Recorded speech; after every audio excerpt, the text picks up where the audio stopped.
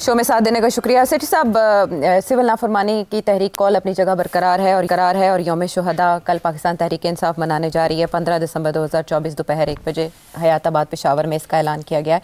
दूसरी तरफ हम ये देख रहे हैं कि हमने शराइत नहीं रखी, हमने मुतालबात रखे हैं। ये बैरिस्टर गौहर कह रहे हैं पाकिस्तान तहरीक इंसाफ की जानिब से। मैं समझने से कासिर हूँ कि जो मुतालबात थे सही वो शराइत कैसे फ़र्क क्या है? क्या फ़र्क है? देखें, पहले तो कंडीशंस रखी थी ना, प्री कंडीशंस के बात करनी है तो ये दो चीज़ें पहले कंसीड करें, फिर अगली बातें बाद में होंगी। तो उधर से जवाब ये आया था कि मुज़ाकरात जब करते हैं तो कंडीशंस नहीं रखते जी। कंडीशंस तो फैसला होता है मुज़ाकरात के ज़रिए कि आगे क्या होगा। ये नहीं कि ये आप पहले कंसीड करें फिर अगली बात बाद में करेंगे।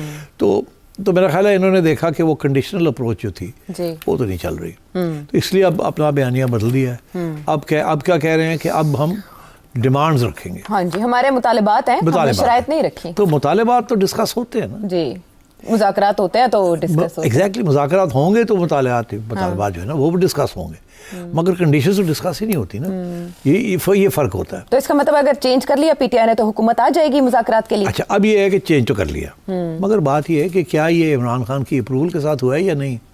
आजकल तो ये प्रॉब्लम चल रहा है ना कि बैरिस्टर साहब जो बात करते हैं वो क्या है, खान साहब और बुशरा बेगम वो ऑन बोर्ड हैं कि नहीं। सबसे बड़ा मसला ये बना हुआ है कि गंडापुर साहब एक दिन एक बात करते हैं, दूसरे दिन बिल्कुल 180 डिग्री टर्न करके अभी हाल ही में एक फिर स्पीच आज की वो बात करते हैं कि वो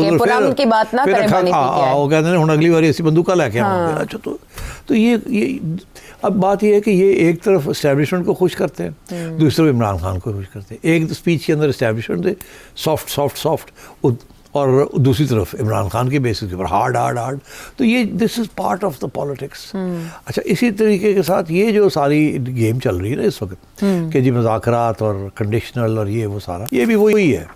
अब इसमें तो अब कोई शक नहीं है ना कि खान साहब ने काफ़ी सख्त ज़बान की इस्तेमाल की ये बैरिस्टर साहब वगैरह के आगे। तुसी तो जाके लेट गए हो, तो मैं तो कैसी लड़ो, तुसी लेट गए हो जाके। तो इनको चलो मैं कोई लफ्ज़ इस्तेमाल करूँगा तो आप बीप लगा देंगे, दिया इनको, चलो। मगर एक्चुअली वो लफ्ज़ दूसरा ही है जो दिया है इनको। अच्छा, तो बहरहाल अब ये आ गए हैं, अब ये जनाब हो, अब फिर आके इन्होंने सॉफ्ट।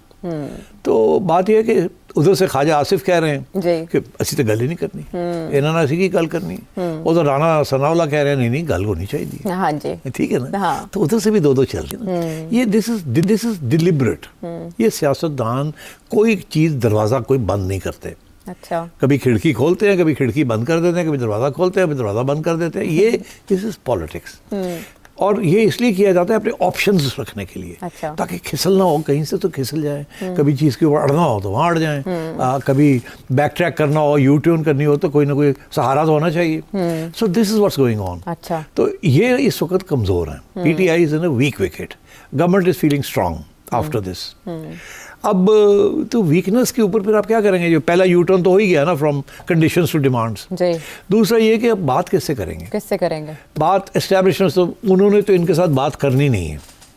जो बात करने वाला है वो उनकी तरफ से आएगा, मोहसिन नकवी।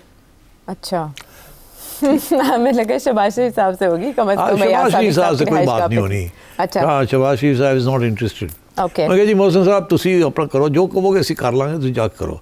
मोहसिन साहब पिछू पुछते रहे की करना होगा, ये इंज करना, वो उसने कर देंगे ने। तो इसलिए मैं समझता हूँ ये अभी वक्त लगेगा। लेकिन कल से पहले कुछ करना होगा सेठी साहब। मेरा ख्याल है वो पोस्टपोन कर देंगे सिविल डिसोबीडियंस, और एक्सक्यूज़ दे देंगे कि ये शोधा का दिन है, ये है, वो है, फलाना है, वगैरह करके कोई ना कोई एक्सक्यूज़ दे के इसको फिर अगली कॉल देंगे। अच्छा, और मेरा ख्याल है कोई छोटी मोटी कुछ कि ये कर लें, वो कर लें वगैरह। But I don't think they will be serious about this, because civil disobedience चलना नहीं है। उसके लिए कंडीशंस नहीं प्रिवेल कर रही। कमज़ोरी इतनी है इनकी पार्टी के अंदर कि सिविल डिसोबीडियंस कैसे करेंगे। तो इसलिए छोटी मोटी सिविल डिसोबीडियंस तो हो जाती है ना, ये बॉयकॉट ये कर दो, वो कर दो। But I don't think there will be any major, and I think they will back track. Okay, ये मशवरा भी महमूद अचकज़ई साहब ने दे दिया है कि वो ये कह रहे हैं कि मुज़ाकरात में तय होना चाहिए कि हुकूमत कब हटेगी अगर मुज़ाकरात होते हैं। महमूद अचकज़ई साहब ये समझा रहे हैं कि मुज़ाकरात की कामयाबी की सूरत में 4 माह में वो इंतखाबात का मुतालबा कर रहे हैं, 4 months ओनली। स्नैप इलेक्शन मार्च 2026 की बात हो रही है, यानी पाकिस्तान तहरीक इंसाफ ऐसे मुतालबात रखने जा रही है कि ये हुकूमत हटे अगर इन दिनों में मुज़ाकरात की कोई बात आगे बढ़ती है। दूसरी तरफ जो पीटीआई की क़यादत मुज़ाकरात करेगी वो जाके अप्रूवल तो इमरान खान साहब से ही लेगी ना, तो और ये इधर जो है ये अप्रूवल एस्टेब्लिशमेंट से लेंगे जी, वो तो हाँ मोहसिन साहब तो डायरेक्ट है ना। तो नहीं, और फिर भी मोहसिन साहब भी कोई फैसला नहीं करेंगे, वो भी पहली रिपोर्ट तो शहबाज शरीफ साहब को बताएंगे ना, ताकि वो ऑन बोर्ड हों। फिर दोनों जाके कहेंगे जी हुण दसो की करना है। अच्छा। तो अब ये है कि मैं आपको एक बात बताऊं, अगर कोई बहुत बड़ी क्राइसिस पीटीआई ना क्रिएट कर सकी तो कोई प्रेशर नहीं होगा ऑन द एस्टेब्लिशमेंट कि जो स्टेटस को है उसको चेंज किया जाए। अच्छा, कोई प्रेशर नहीं है। हाँ।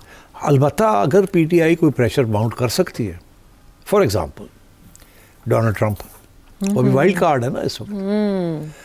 सब समझ रहे हैं कि डोनाल्ड ट्रंप का अभी कोई बयान आया, अभी कोई आया, ट्वीट आया या बयान आया। अब सवाल ये, it's not just a tweet और बयान, इट्स के डोनाल्ड ट्रंप फॉलो अप क्या करेगा और क्या वो इफेक्टिव होगा कि नहीं होगा। मगर वो है तो सही हवा में घूम रहा वो सवाल। तो इसलिए मैं समझता हूँ कि पीटीआई, जब तक पीटीआई की पोजीशन स्ट्रांग नहीं होगी, वो उनके जो डिमांड्स भी है ना उसको भी कोई कंसिडर नहीं करेगा।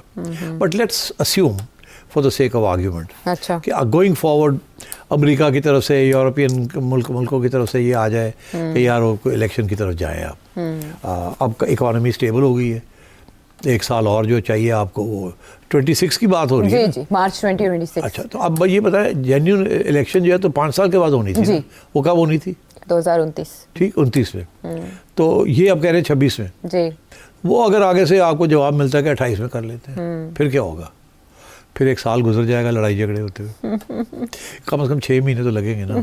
ठीक है, तो आप 26 में, तो आप 25 ख़त्म हो जाएगा तो 25 में लड़ाई झगड़े चल रहे होंगे कि जी 26 में होनी है या 29 में होनी है, या तो फिर वो 26 के वाले 27 पे आ जाएंगे, वो 28 पे आ जाएंगे। अच्छा, फिर साल गुजर जाएगा, फिर वो कहेंगे चलो उन करा लेने, वो 28 तो सर पे आ गया। हाँ। और 27 और 28 के दरमियान कहीं हाँ से खेड़िया टाइम गुजर जाएगा। तो वो जो है गेम भी चलानी है। इन द मीनवाइल प्रेशर ये होगा कि आप पार्लियामेंट में आए, पार्लियामेंट की बालादस्ती करें, वहाँ आके सारी डिस्कशन करें। ये जो सारी, उसके ऊपर डिमांड होगा काउंटर कि इमरान खान को पार्लियामेंट में लाना है हमने, तो पहले उनको जेल से निकालें, फिर वो इलेक्शन लड़ेंगे, फिर इलेक्शन लड़ के वो जीतेंगे, फिर वो पार्लियामेंट में आएंगे, फिर अगली इलेक्शन वहाँ बैठ कर निगोशिएट करेंगे और फिर अगली इलेक्शन होगी। और हम जब तक पार्लियामेंट में बैठ के खान साहब as leader of the opposition बैठ के नहीं करेंगे तो नहीं होगा। इधर से ये कहेंगे कि यार वो तैयार है लीडर ऑफ द ऑपोजिशन बनने के लिए, क्योंकि लीडर ऑफ द ऑपोजिशन बनने का मतलब है आपने तस्लीम कर लिया इस हुकूमत की लेजिटिमेसी। एग्जैक्टली। तो दोनों तरफ से बातें चलेंगी और ये बातें चलती हैं। मैं समझता हूँ कि खान साहब को यही रास्ता इख्तियार करना चाहिए, क्योंकि और कोई रास्ता मुझे नज़र नहीं आ रहा। इसके अलावा सिर्फ एक ही और रास्ता है और वो बहुत ही ख़तरनाक रास्ता है। या तो ये है कि किसी किस्म की, अब मैं लफ्ज़ भी आजकल तो मुश्किल है ये बातें करना, बीप शीप लग जाती है, कोई ऐसे हालात हो जाएं जिसके अंदर इस्टेब्लिशमेंट मजबूर हो जाए टू होल्ड द इलेक्शन, या ऐसे हालात हो जाएं कि पीटीआई मजबूर हो जाए to accept what the establishment, ये खान साहब accepts what the establishment is saying. अब वो आई कांट से कैसे हालात हैं, बिकॉज वो तो मैं समझता हूँ डिस्कस करना भी बड़ा मुश्किल है। Privately one can discuss it but not publicly. क्या 5 साल डोनाल्ड ट्रंप की तरफ से किसी इनिशिएटिव से बदल सकता है? कोई इनविटेशन आ जाए या कोई ट्वीट आ जाए, 5 साल पलट जाए? नहीं, मैंने कहा ना, मुझे नज़र नहीं आता को डोनाल्ड ट्रंप को क्या चाहिए पाकिस्तान की मिलिट्री इस्टेब्लिशमेंट से, क्या चाहिए? You never know about the ये हो सकता है वो कहे जी कि इजराइल को एक्सेप्ट कर ले। वो देखे ना डोनाल्ड ट्रंप अब क्या करने जा रहा है जी, ये एक नया मौजू है, इसके ऊपर भी हम बात कर सकते हैं। तो क्या करने जा रहे हैं, हम इस पे सस्पेंस रखें, अभी ब्रेक से चलें, ब्रेक ले लेते हैं, उसके बाद लेट्स डिस्कस कि डोनाल्ड ट्रंप की फॉरेन पॉलिसी के अंदर पाकिस्तान का क्या रोल हो सकता है, बिल्कुल, और काउंटर क्या मांग सकता है। चलें ठीक है, ये जो इनकम है वो अपनी तैयारियों में तो मसरूफ हैं और ऑप्शंस भी वो भांप रहे हैं कि क्या इख्तियार किया जा सकता है, क्या प्लान होगा, ब्रेक के बाद।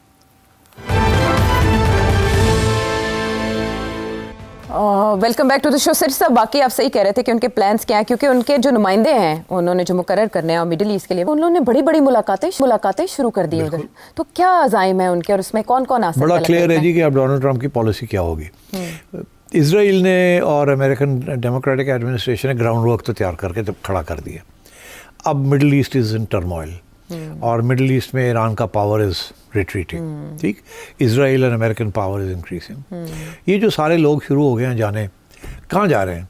ये बेसिकली सऊदी अरेबिया को ऑन बोर्ड MBS लाना को एंगेज कर रहे हैं, साथ मुलाकात। और देखिए, जब ये सारा जंग शुरू हुई जी, तो उस वक्त यूएई ने इजराइल को डिप्लोमेटिक रिलेशन से स्टोर हो गए थे।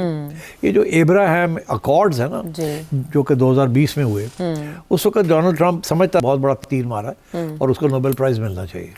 वो क्या था, इन्होंने कम से कम 4 मुल्कों को तैयार कर लिया था to have diplomatic relations with Israel. उसमें UAE was the first, there was 3 or 4 countries. Saudi Arabia on the verge था, अच्छा, to become restore diplomatic relations.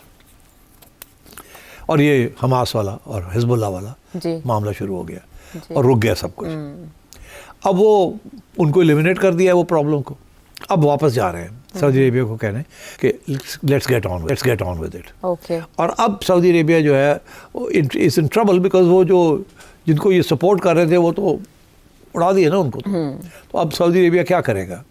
तो इसलिए ये प्रेशर पॉइंट्स बिल्ड होने शुरू हो गए हैं। अच्छा। एक तरफ कि अब बाकी जो इजराइल की डिप्लोमेटिक रिकग्निशन करा ली जाए। अब पाकिस्तान के ऊपर भी बड़ा प्रेशर था, अब फिर से प्रेशर बनेगा।